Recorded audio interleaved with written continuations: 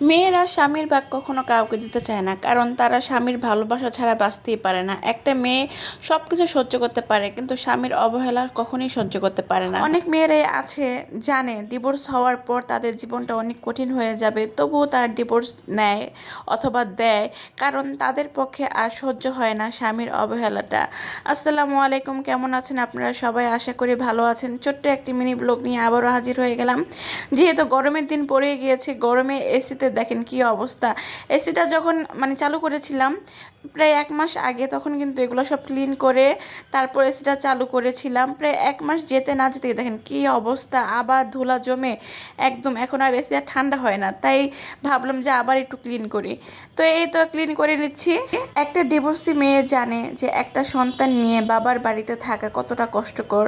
সে তখন তিলে তিলে বুঝতে পারে যে এক মুঠো ভাতের কত দাম। তখন হয়তো তার কাছে মনে হয় যে স্বামীর সংসারে থাকলেই মনে অনেক ভালো হতো, সামান্য তো খেতে তো পারতাম।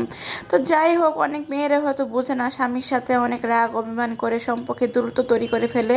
একটা কথা মনে রাখবেন, হাতের চারি যদি বড় হয় আমরা কিন্তু চারিটাকে কাটি, আঙ্গুল কিন্তু কেটে ফেলাই দেই না। তেমনি সম্পর্কে যখন দূরত্ব আসবে তখন কিন্তু সম্পর্ক থেকে বেরিয়ে যাওয়া বুদ্ধিমানের কাজ নয়।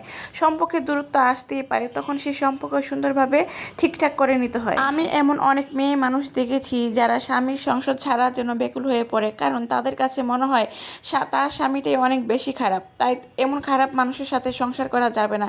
কিন্তু তারা হয়তো জানে না যে পরবর্তী স্বামীটাকে এর চেয়ে ভালো হবে নাকি খারাপ হবে।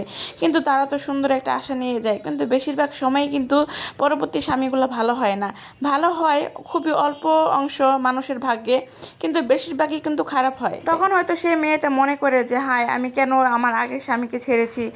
তখন আর আফসোস করে কাজ হয় না, কারণ তখন তো অলরেডি ডিভোর্স হয়ে গেছে, সে অন্য একটা স্বামীর সংসার করতে শুরু করেছে।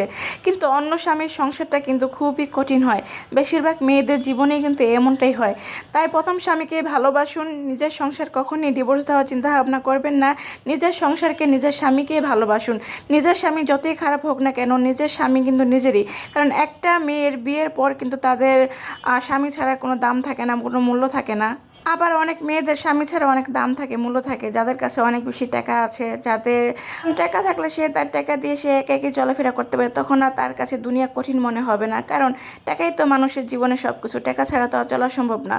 তো যাই হোক, আমার হাজব্যান্ড যেহেতু বাসায় একটু টুকটাক কাজ করতেছিল, তাই হাজব্যান্ডের জন্য নিয়ে গেলাম সাসলিক, যাতে সে খেয়ে খুব খুশি হয়, তার মনটাও যাতে ভালো থাকে। তো সম্পূর্ণ ভিডিওটি দেখার জন্য ধন্যবাদ। আশা করি সবার কাছে ভিডিওটি ভালো লেগেছে, অবশ্যই লাইক কমেন্ট শেয়ার করবেন। আর দেখেন, বিকেলে কিন্তু আজকে খুবই বাতাস ছিল, দিনের বেলা এত বেশি গরম ছিল। যখন এসিটা ঠিক করেছি তারপরেই দেখি যে কি পরিমাণ বাতাস আর বাতাস, বাইরে খুব ঠান্ডা পড়ে গেল। সবই আল্লাহ তাআলার রহমত, সুন্দর বাতাস, ওয়েদার ঠান্ডা হয়ে